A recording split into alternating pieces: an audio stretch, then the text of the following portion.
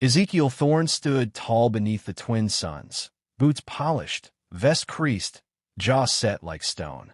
Dustfire had waited months for this day, his wedding day. The crowd packed the square, murmuring, smiling, celebrating. Clara Voss stood opposite him, calm, eyes bright with sincerity. She wore a dress made from hand-stitched synth cotton, worn but spotless. Her hands were calloused, fingers marked by years of work. She had built wind filters, dug irrigation lines, fixed broken terrapumps. She had helped keep Dustfire alive. The officiant began, "Do you, Ezekiel?" "No." The word struck like a whip crack. Silence. A crow cawed overhead, then nothing. "I won't go through with this," Ezekiel said, stepping back. "I've changed my mind." Clara blinked once, then twice. "You what?" He turned his body slightly, voice rising for the crowd. "There's another. I won't marry Clara. I've chosen someone else." Gasps swept through the onlookers like a sandstorm. Clara didn't move, didn't beg. "She's here," Clara asked softly. From the edge of the crowd, Mira stepped forward. Pale skin, dark eyes, flowing silver robe that shimmered with threads of unseen tech. Her smile was controlled, calculated. She looked like a statue carved from distant elegance, untouched by the dust of this world. "This is Mira," Ezekiel said. "She's from a core world. She brings ideas, knowledge, a future." Clara looked from Mira to Ezekiel, her voice steady. "I was the one who helped you when the water units failed, when the storms took the cattle, when the raiders shot your brother." Ezekiel's voice cooled. "And I'm grateful. But we need more than grit and grease-covered fingers. We need progress. She can give us that."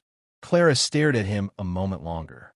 The pain didn't show on her face, only the weight of understanding. Then she nodded once. "I hope she gives you everything you're looking for." She turned and walked away. The crowd parted silently. No one stopped her.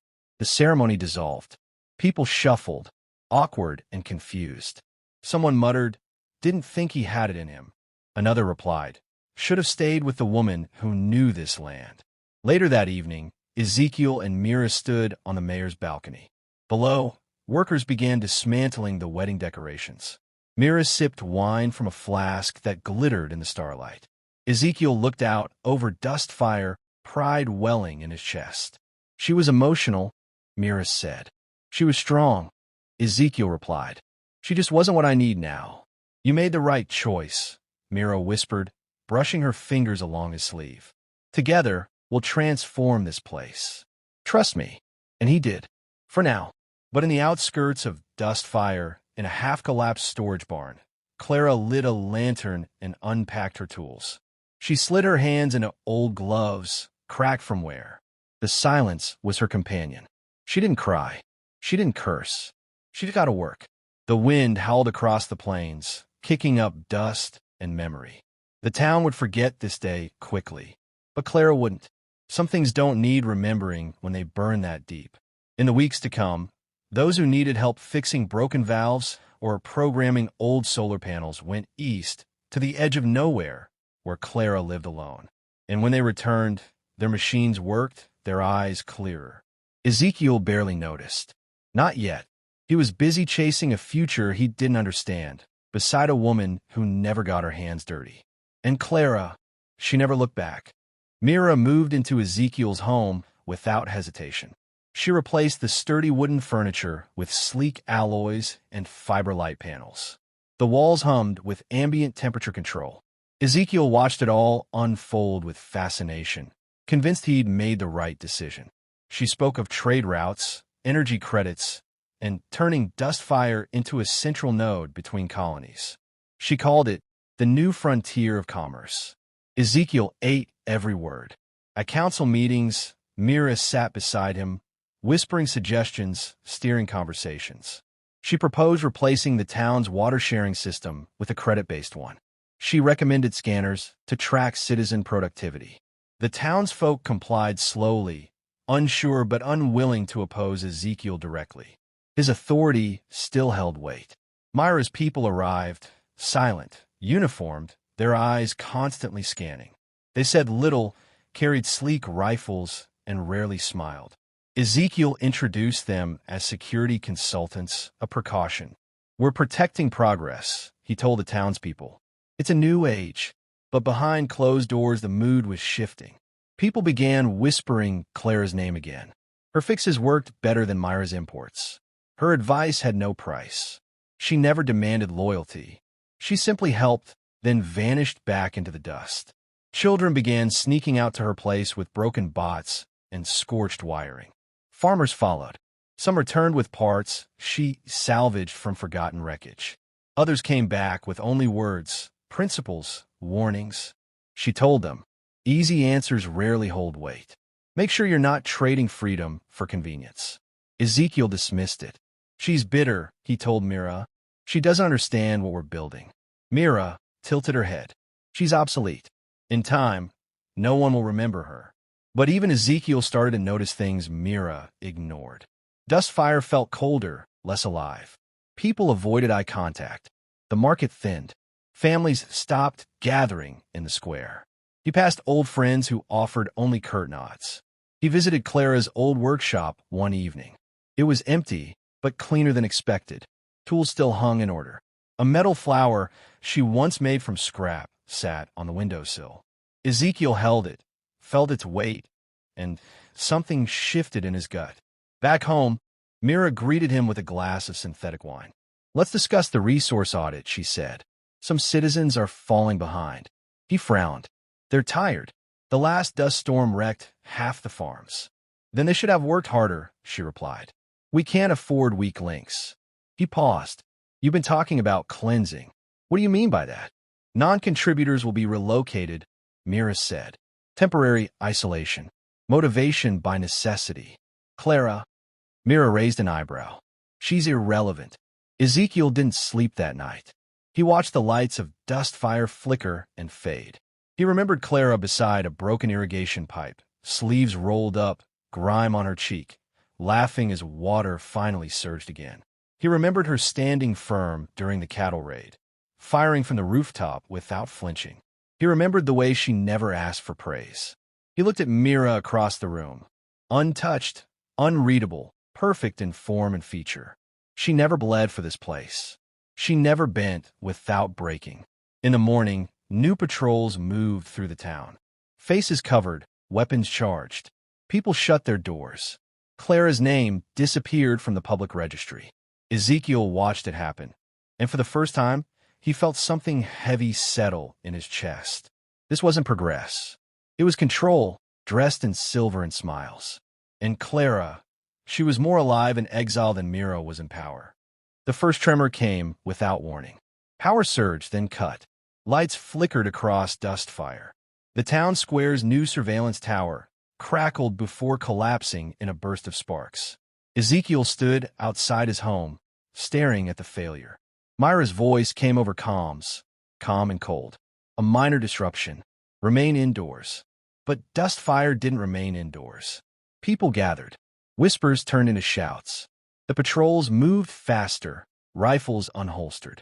Then came the second pulse, a directed EMP from the hills. 3 of Myra's drones dropped from the sky like stones. Clara had struck. Ezekiel demanded answers. Mira offered none. "She's undermining us." Dangerous. Her removal is now mandatory. He realized then he wasn't a leader anymore. Just a mouthpiece. A symbol. The illusion cracked.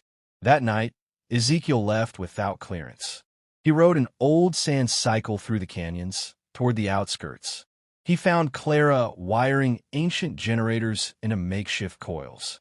Old mining tech, scavenged and reworked into something new. Efficient. Tactical. "You came alone?" she asked, not looking up. "I didn't come to stop you." She tightened a bolt. "You didn't come when it mattered." "I was wrong." "Yes." He stepped closer. "Help me stop her." Clara stood, dirt on her face, eyes clear. "I'm not here for revenge. I'm here to protect the people. You're not in charge anymore, Ezekiel. If you want to help, you follow." He nodded. She had already rallied dozens. Farmers, mechanics, old militia. All volunteers. No speeches, no promises. Just action.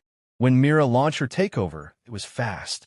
Her people moved to detain citizens deemed non-compliant. Families were dragged from homes. The square lit with plasma flares. Speakers echoed, "Order will be restored." But Clara was already in place. She triggered the second pulse. A net of interference devices blanketed the town, frying Myra's communications. The patrols faltered. The townsfolk struck back with old rifles, pipe weapons, grit. It wasn't elegant, but it was human.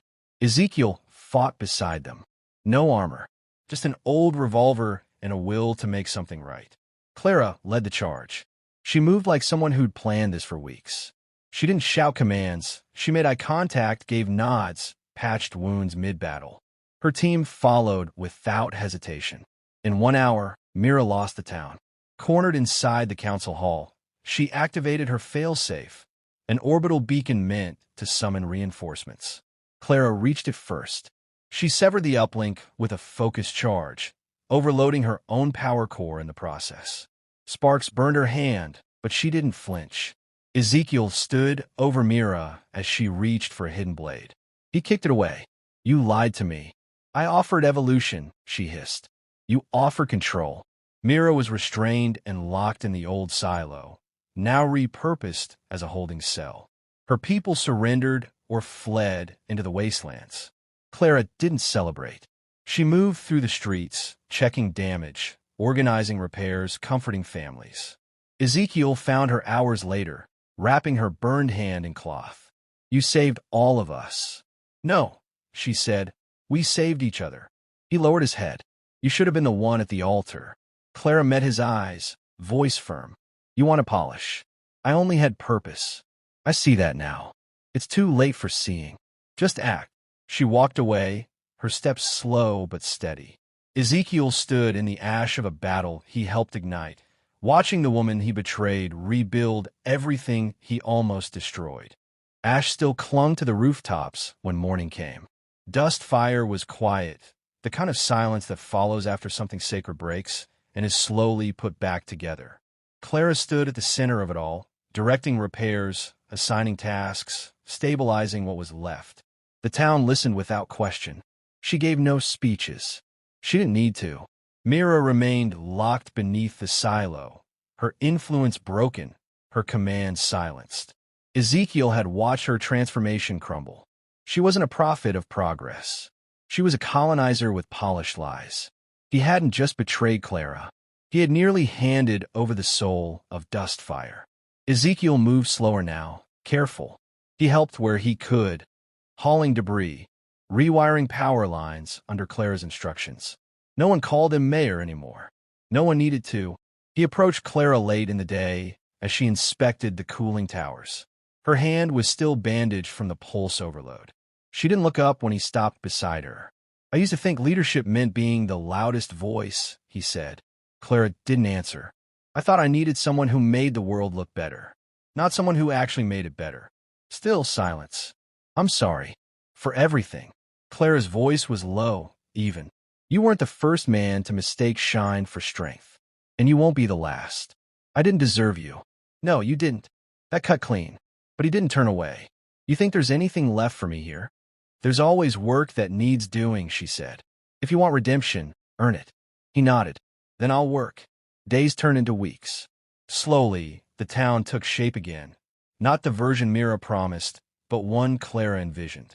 Practical, self-reliant, grounded in the soil and sweat of its people. The children called her Boss Voss. She always corrected them. "Clara's fine," she said, though no one listened. Ezekiel kept his word.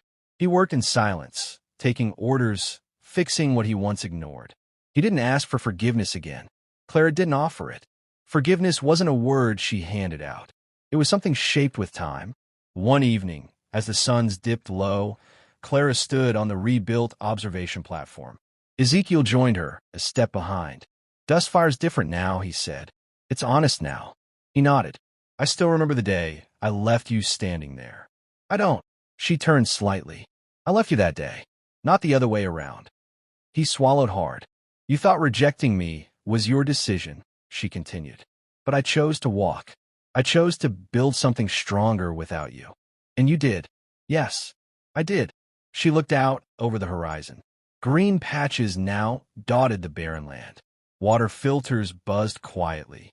Children laughed somewhere behind them. The future was rooted now, not in illusion, but in effort. Ezekiel looked at her. You don't have to say it, but you're the reason we made it. Clara gave a small nod. Then prove you were worth saving. They stood together in silence, the sun melting into the dust. Not as lovers, not even as friends yet, but as two people who had finally seen the truth. One had chased it too late. The other had carried it all along. And humanity, battered but unbroken, thrived because of her choice. Not to fight, not to punish, but to lead, relentlessly, quietly, unshakably.